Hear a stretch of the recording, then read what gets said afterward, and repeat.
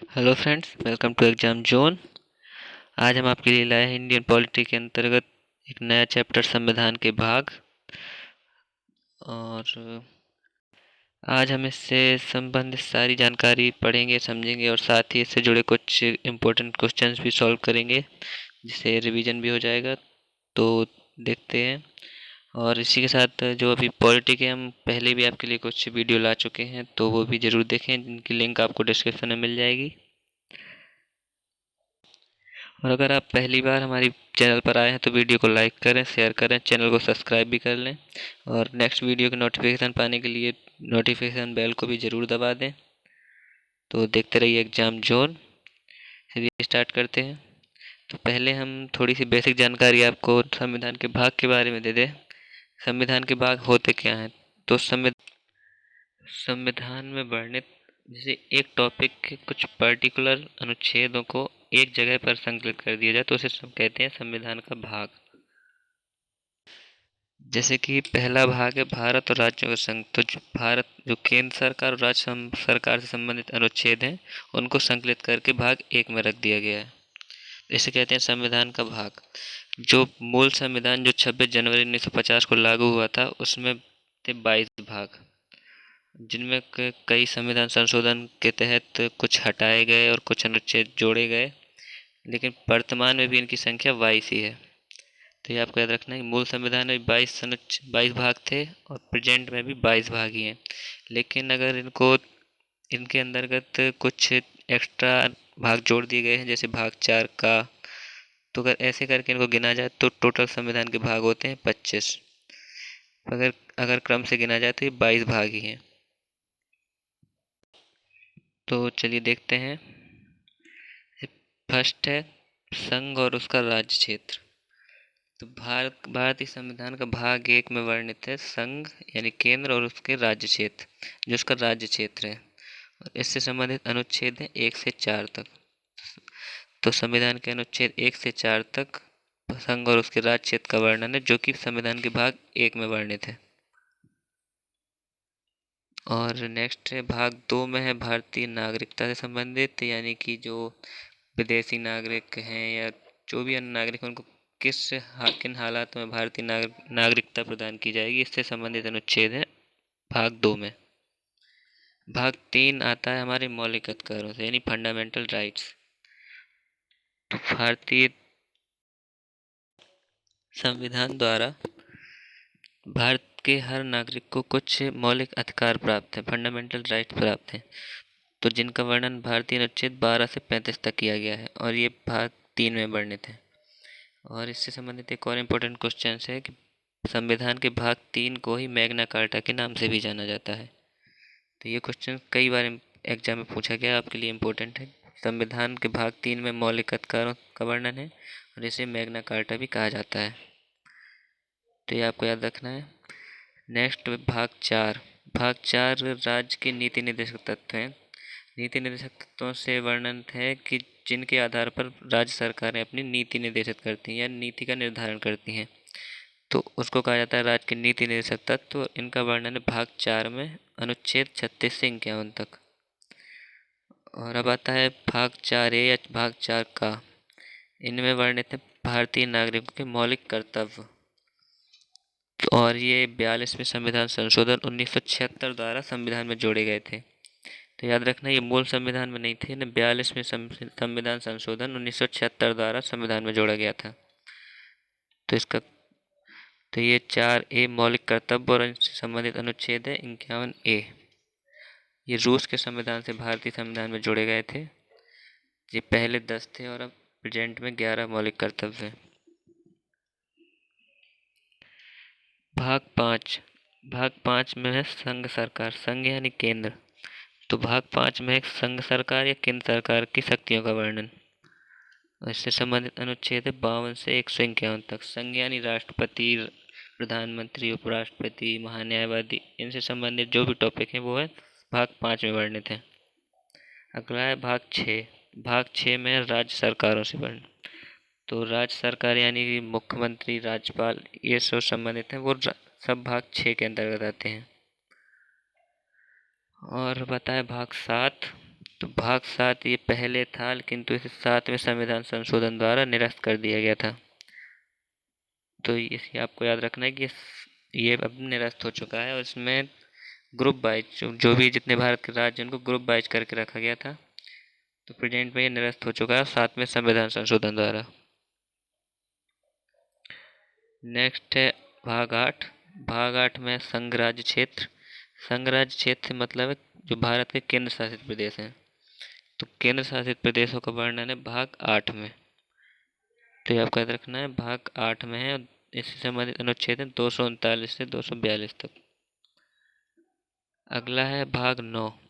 भाग 9 में जो ग्राम लेवल पे जो सरकार की छोटी सी समिति होती है, ग्राम पंचायत, उसका वर्णन है भाग 9 में। और अगला है 9 का। भाग 9 का, इसको 74वें संविधान संशोधन 1992 द्वारा संविधान में जोड़ा गया। और इसमें जो शहरी स्तर पर जो नगर पालिकाएँ होती हैं, नगर पालिका, नगर पंचायत, उनका वर्णन मिलता है। तो ये 74वें संविधान संशोधन 1992 द्वारा जोड़ी गई थी। अगला है भाग 9 खा। इसको 97 यानी 97th कॉन्स्टिट्यूशनल अमेंडमेंट द्वारा 2011 में जोड़ा गया था। इसमें एक बहुत ही छोटी प्रशासनिक इकाई सहकारी समिति, इसका वर्णन मिलता है। अगला है भाग 10। भाग 10 में है अनुसूचित और जनजाति क्षेत्र, यानी कुछ राज्यों में जो विशेष अनुसूचित और जनजाति भी निवास करती हैं, उनसे संबंधित ये भाग 10 है। भाग 11, इसमें संघ और राज्यों के बीच संबंधों का वर्णन है। तो ये आपके लिए इम्पोर्टेंट हो जाता है। संघ यानी केंद्र और राज्यों के बीच जो संबंध है, उनका वर्णन है भाग 11 में। और यही संबंध भाग 12 में भी देखने को मिलता है। भाग 12 में वित्त, संपत्ति और वाद यानी जो केसेस आते हैं। तो ये दोनों ही भारत केंद्र और राज्य के बीच संबंध को निर्देशित करते हैं। अगला है भाग 13। वो भाग 13 में वर्णित है भाग भारत के राज्य क्षेत्र के भीतर के वाणिज्य और समागम से, और इससे संबंधित अनुच्छेद है 301 से 307 तक। भाग 14। भाग 14 में वर्णित है संघ और राज्यों के अधीन सेवाओं का। तो जो केंद्र और राज्यों के अंतर्गत जो सेवाएं हैं यूपीएससी या पीसीएस लेवल की, उन सभी का वर्णन है भाग 14 में। इससे संबंधित अनुच्छेद है 308 से 323। अगला है भाग 14 का। तो इससे 42वें संविधान संशोधन 1976 में ही इसे भी जोड़ा गया था। इससे संबंधित अधिकरण। और अधिकरण का मतलब होता है कि जो भी ये यूपीएससी या पीसीएस लेवल की शक्तियाँ, उनको उनकी शक्तियाँ सारी संसद के हाथ में है। तो इसका वर्णन है 14 का में। भाग 15। भाग 15 में है निर्वाचन से संबंध। तो जैसा कि आपको पता होगा कि भारत में राष्ट्रपति, उपराष्ट्रपति सबका निर्वाचन होता है। तो जो निर्वाचन आयोग है और निर्वाचन पद्धति, इसका वर्णन है भाग 15 में। इससे संबंधित अनुच्छेद है 324 से 329 का तक। भाग 16। भाग 16 में कुछ वर्गों से संबंधित विशेष प्रावधान। तो जो भी कोई माइनॉरिटी हैं, जो कि एसटी, एसटी या जो भी कुछ विशेष वर्ग हैं, उसके लिए जो प्रावधान है वो वर्णित है भाग 16 में। इससे संबंधित अनुच्छेद है 330 से 342। भाग 17। भाग 17 में भारत की राजभाषा। तो भारत की राजभाषा हिंदी, और भारत की राजभाषा का वर्णन है भाग 17 में। आता है भाग 18। भाग 18 आपके लिए इम्पोर्टेंट हो जाता है। तो भाग 18 में आपात उपबंध, आपातकाल से संबंधित जितने भी उपबंध हैं, इनका वर्णन है भाग 18 में। इससे संबंधित अनुच्छेद है 352 से 360 तक। और मेनली तीन मोस्ट है अनुच्छेद 352 राष्ट्रीय आपातकाल, 356 जो राज्य में लगाया जाता है, या धारा 144 या राष्ट्रपति शासन, और जो अनुच्छेद 360 के तहत लगाया जाता है वित्तीय आपातकाल। तो ये तीनों ये जो प्रावधान है आपातकाल के है भाग 18 में। भाग 19 में है प्रकीर्ण से संबंधित। प्रकीर्ण यानी कि राष्ट्रपति और राज्यपाल की जो शक्तियों का वर्णन मिलता है भाग 19 में। राष्ट्रपति और राज्यपाल की कुछ शक्तियाँ या फिर जो उनके सुरक्षा संबंधी शक्तियाँ वो मिलती हैं भाग 19 में। भाग 20 आपके लिए इम्पोर्टेंट है। भाग 20 और अनुच्छेद 368, इसमें प्रावधान है भारत के संविधान के संशोधन का। तो ये आपको याद रखना है भारतीय संविधान का संशोधन। इसका वर्णन है अनुच्छेद 368 में भाग 20 में। अगला है भाग 21 और भाग 21 संबंधित है अस्थायी संक्रमणशील और विशेष उपबंध। तो कुछ अस्थायी संक्रमणशील और विशेष उपबंध भाग 21 के अंदर वर्णित हैं। और अंतिम भाग 22। तो भाग 22 में वर्णित है संक्षिप्त नाम प्रारंभ हिंदी में प्राकृत भाषा। तो इसमें एक ये भी है कि भारतीय संविधान का जो संक्षिप्त नाम होगा भारत का संविधान, इससे संबंधित है। और इसमें 22 अनुच्छेद 393 से 395 तक। जिनमें कुछ प्रमुख है जो हम आपको बता रहे हैं, जैसे भाग 1, भाग 2, भाग 3 और भाग 4। ये एक ग्रुप में आप याद रखें और ये इम्पोर्टेंट है, ये मेनली एग्जाम्स में पूछे जाते हैं। भाग 7 जो निरस्त हुआ था, ये हुआ था 7वें संशोधन द्वारा, ये भी आपको याद रखना है। और भाग 15 निर्वाचन से संबंधित, भाग 18, भाग 20 ये कुछ इम्पोर्टेंट हैं जो विशेषता एग्जाम में पूछे जाते हैं। अब चलिए कुछ क्वेश्चन देख लेते हैं जिनसे आपका रिवीजन भी हो जाएगा। पहला है नागरिकता से संबंधित अनुच्छेद भारतीय संविधान के किस भाग में वर्णित है। तो जैसा कि हमने अभी आपको बताया, नागरिकता का संबंध किस भारतीय भाग में है, भाग 2। इसका करेक्ट आंसर ऑप्शन है, भारतीय संविधान के भाग 2 में नागरिकता का वर्णन है। नेक्स्ट है केंद्र शासित प्रदेशों का वर्णन। केंद्र शासित प्रदेशों का वर्णन भारतीय संविधान के किस भाग में मिलता है। तो हमने आपको बताया था संघ राज्य क्षेत्र या केंद्र शासित प्रदेश, अनुच्छेद 239 से 242 तक, भाग 8। तो इसका करेक्ट आंसर ऑप्शन डी, भाग 8 अनुच्छेद 239 से 242 तक केंद्र शासित प्रदेश या संघ राज्य क्षेत्र का वर्णन है। नेक्स्ट भाग आपातकालीन उपबंधों का वर्णन संविधान के किस भाग में मिलता है। तो हमने आपको ये बताया था, ये वेरी वेरी इंपॉर्टेंट क्वेश्चन है, ज़्यादातर एग्जाम से पूछा जाता है।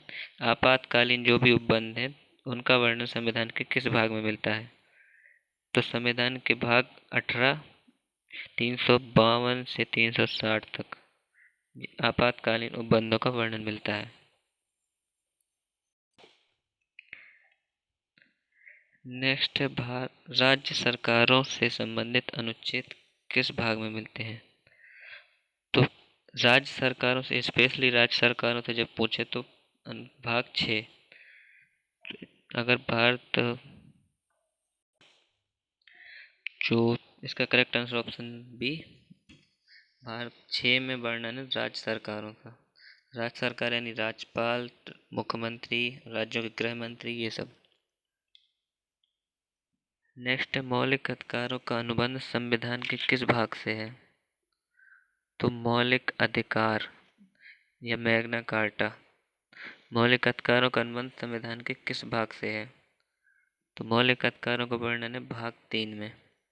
तो इसका करेक्ट आंसर ऑप्शन है, भारतीय संविधान के भाग 3 में अनुच्छेद 12 से लेकर 35 तक मौलिक अधिकारों का वर्णन है। इसी भाग 3 को मैग्ना कार्टा भी कहा जाता है। भाग 4 का किस संविधान संशोधन द्वारा जोड़ा गया।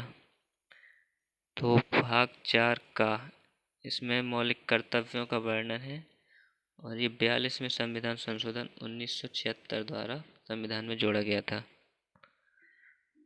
तो ये इम्पोर्टेंट क्वेश्चन है, आपको याद रखना है, ये सारे क्वेश्चन सिलेक्टेड क्वेश्चन है। तो भाग 4 का 42वें संविधान संशोधन 1976 द्वारा संविधान में जोड़ा गया था। इससे संबंधित अनुच्छेद भी आपको याद रखना है 51 का। अगला है संविधान के किस भाग को मैग्ना कार्टा कहा जाता है।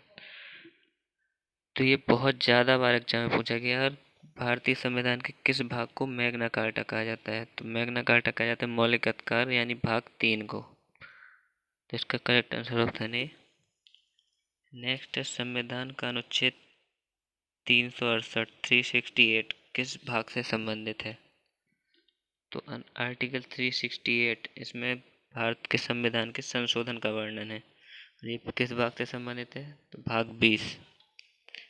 तो भाग 20 इसका करेक्ट ऑप्शन है। भाग 20 में वर्णन है अनुच्छेद 368 का। नेक्स्ट, राज्य संबंधी अनुच्छेद किस भाग में वर्णित है? तो ये राज्य संबंधी जितने भी अनुच्छेद हैं वो किस भाग में वर्णित है? भाग 6 में।